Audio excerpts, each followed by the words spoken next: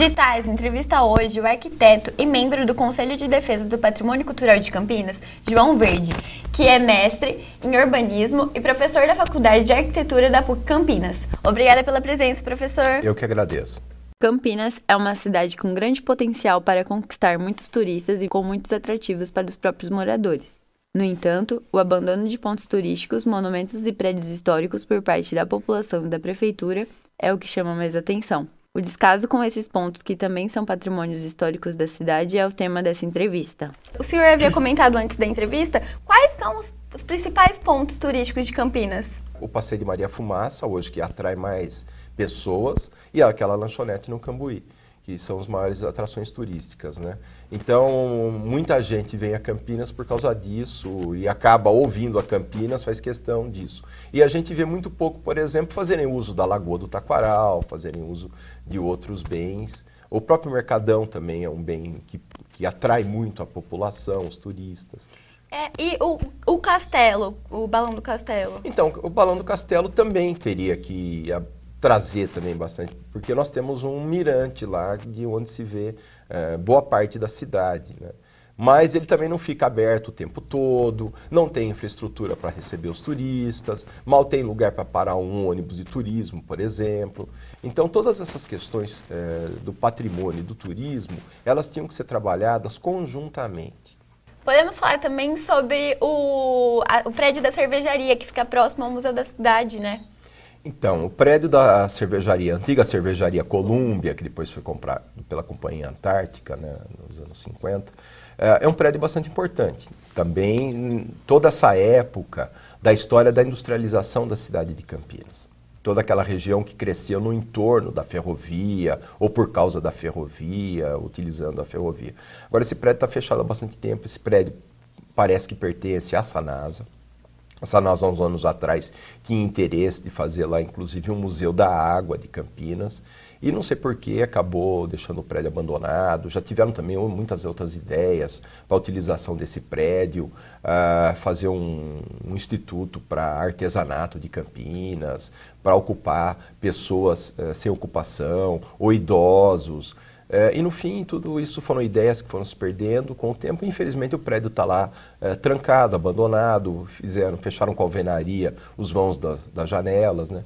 Seria muito bacana se isso tudo fizesse parte, como te falei, da revitalização do Centro Histórico de Campinas. Que o Museu da Cidade fosse revitalizado, a própria estação passasse por uma grande melhoria de revitalização, o prédio da cervejaria Colômbia e outros prédios importantes que tem no centro da cidade, monumentos, né, fossem tiradas as pichações, a requalificação das ruas, das calçadas, tirar as pichações. Isso aí seria muito importante para Campinas, até para a autoestima da própria população e compreensão da cidade. Como o senhor avalia a situação do patrimônio cultural de Campinas atualmente? O patrimônio de Campinas melhorou muito nos últimos anos, até a compreensão da sociedade, desde a criação do CONEPAC. O Conselho fez 30 anos, o ano passado, dia 17 de dezembro, e com um trabalho efetivo do Conselho, a sociedade foi entendendo mais sobre o patrimônio. Agora, o grande problema que nós temos é que nós temos uma legislação bastante abrangente sobre o tombamento dos imóveis, mas nós não temos uma legislação de apoio efetivo com relação à preservação dos imóveis. Certo. E o senhor considera que a Prefeitura de Campinas tem um descaso com esses patrimônios? Não, isso é uma questão com relação a toda a sociedade. Toda a sociedade tem que estar ciente da importância do patrimônio, da importância que as novas gerações conheçam o que existiu no passado e esse passado, de uma certa forma, deva estar preservado, cuidado, para que essas gerações conheçam e saibam como que a cidade se manteve, como a cidade cresceu, os porquês da cidade estar estabelecida desta maneira. E o custo para essa manutenção é muito caro? O custo é caro, é bem alto, porque não é uma simples reforma. O que nós precisamos são restauros. Dependemos de profissionais especializados, equipamentos especializados para ser feito o trabalho, técnicos que conheçam efetivamente. Nós não podemos pegar um simples profissional, um pedreiro, um carpinteiro e colocá-los fazendo trabalhos de restauro. Temos que ter profissionais especializados. E isso tem um custo alto. Entre os prédios históricos que também são pontos turísticos, alguns chamaram a atenção durante a produção da entrevista. O primeiro é o prédio do Museu da Cidade, localizado na Avenida Andrade Neves. Ele foi tombado em 1990. O museu em si foi inaugurado em 1992, onde funcionava uma antiga empresa de metalurgia. O museu funcionou nesse prédio e ficou nativo até 2016. Ele era uma fusão entre os museus históricos do Índio e do Folclore e possuía mais de 6.000 peças. Devido a uma série de problemas, em 2007 o acervo foi transferido para o Centro Multicultural de Campinas, que fica no Largo do Café. Certo. E, assim, o Museu da Cidade, ele foi tombado em 1990. Hoje, ele está com graves problemas nas estruturas. Como o senhor poderia... uma solução para esse problema? Precisa ser feito um trabalho efetivo de restauro daquele prédio. Como tudo, todos os prédios, tudo tem que ser preservado, tudo tem que ser mantido. As nossas casas, nossas residências, nós temos que estar dando uma manutenção sempre, né? Sempre precisa de uma pintura, sempre precisa de um conserto, de uma janela, alguma coisa. Quem diz lá sobre um prédio histórico, um prédio de muitos anos, de muito tempo que está aí, precisa ter um cuidado efetivo. Infelizmente, o poder público não tem dinheiro suficiente para manter esses imóveis a contento. Certo. Outro exemplo que a gente trouxe é a Ponte Preta. A Ponte Preta é localizada no final da Avenida Francisco Glicério, no bairro da Ponte Preta, e foi tombada em 2015. Em 1870, com a construção da Ferrovia Paulista ligando Jundiaí a Campinas, foi necessária a construção de uma ponte de madeira para interligar a cidade à estrada de São Paulo.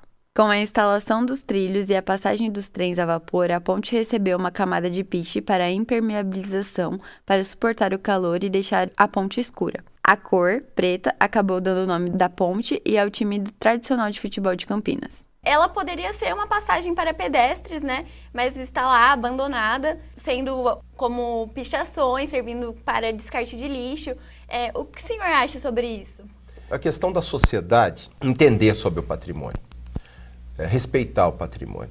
Se a gente não tem respeito no centro da cidade, uma avenida, por exemplo, como a Campos Sales, que tem prédios muito bonitos, que caracterizam diferentes épocas de Campinas, de construções de diferentes épocas, está tudo pichado, tudo sujo. As calçadas esburacadas, as ruas descaracterizadas. Agora, vamos dizer, sobre uma ponte que está numa área isolada da cidade, que não tem um acesso efetivo das pessoas. A grande maioria da população hoje em dia não conhece essa ponte. Os mais antigos ainda vão fazer lembrança a respeito dela, mas os mais novos não. Então acaba sendo descaracterizado mais ainda, né, e prejudicado. Também, o antigo Hospital Coração de Jesus, ele foi tombado em 2008. O Hospital Coração de Jesus, localizado na rua Salustiano Penteado, no bairro Botafogo, foi tombado em 2008. O prédio abrigou instalações do Hospital da Sociedade Portuguesa de Socorros Mútuos, que foi uma associação de caráter não lucrativo, cujo objetivo era atender a população mais pobre de Campinas. Apenas em 1973 foi criado o Hospital Coração de Jesus, nome pelo qual o edifício é conhecido atualmente. O hospital encerrou suas atividades em 1999. A estrutura dele é muito bonita e assim, a gente vê que poderia ter uma revitalização no local. O senhor concorda? Sim, claro, mas isso vai depender de terem pessoas, empresas que se interessem pelo edifício. O edifício está à venda há muitos anos. Ele não está tombado totalmente, o tombamento dele é da fachada, da parte do jardim e alguns ambientes internos. Algumas salas internas, escadaria, tem parte de vitrais, essa parte. E atrás pode ser demolido e pode ser construído um prédio maior e ter um outro tipo de ocupação. Então ele serviria muito para ser um prédio de escritórios ou para ser mesmo um novo hospital. Pode ter várias funções. O que eu tenho que deixar bem caracterizado também é o seguinte: o tombamento tomba o edifício, mas não tomba o uso. o uso pode ser mudado, pode ser alterado. E existem muitos exemplos, mesmo aqui no Brasil e no mundo, de edifícios que tinham uma função e depois do tombamento, depois de muitos anos, do seu restauro, passaram a ter funções novas que estavam muito mais de acordo com a necessidade da época.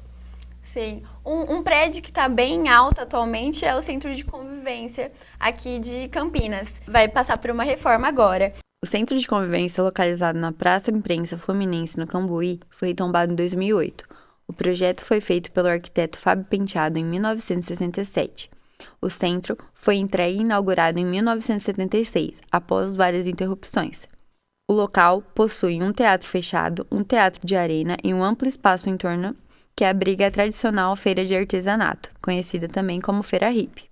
Com um acordo fechado recentemente, serão destinados 40 milhões de reais para a revitalização do Centro de Convivência de Campinas. O senhor pode falar um pouco sobre essa mudança que vai acontecer na estrutura? Veja, é um prédio não antigo, é um prédio novo, 50 anos. Né? É um dos exemplares da arquitetura moderna que nós temos tombados na cidade. E é um exemplo da falta de manutenção, do descaso do poder público. Se esse prédio tivesse sido mantido a contento, nós não estaríamos vivendo essa situação que nós estamos vivendo hoje. Agora, o projeto foi apresentado no Conselho no final do ano passado, um projeto muito bem feito, muito bem elaborado, e que, se for executado a contento, nós vamos ter um teatro e um centro de convivência muito melhores do que nós tínhamos anteriormente. Porque a parte de cenário, sonorização, acústica, iluminação cênica, vão ser dos mais modernos do mundo. Posso te dar um outro exemplo, que o fosso daquele onde vai a orquestra, embaixo do palco, nunca foi utilizado naquele prédio por problemas iniciais da própria construção, que haviam infiltrações de água naquela parte do fosso. Aquele fosso nunca foi utilizado. E esse fosso vai ser arrumado, consertado, e a orquestra vai poder fazer uso do fosso quando tiverem espetáculos que a orquestra, em vez de estar em cima do palco, esteja embaixo. Por exemplo, uma ópera, né, uma opereta, pode ser apresentada dessa maneira. Sim, e por que será que tantos anos se passaram, 4 anos o prédio ficou fechado, para buscar essa solução? Na verdade, o prédio ficou fechado muito mais tempo.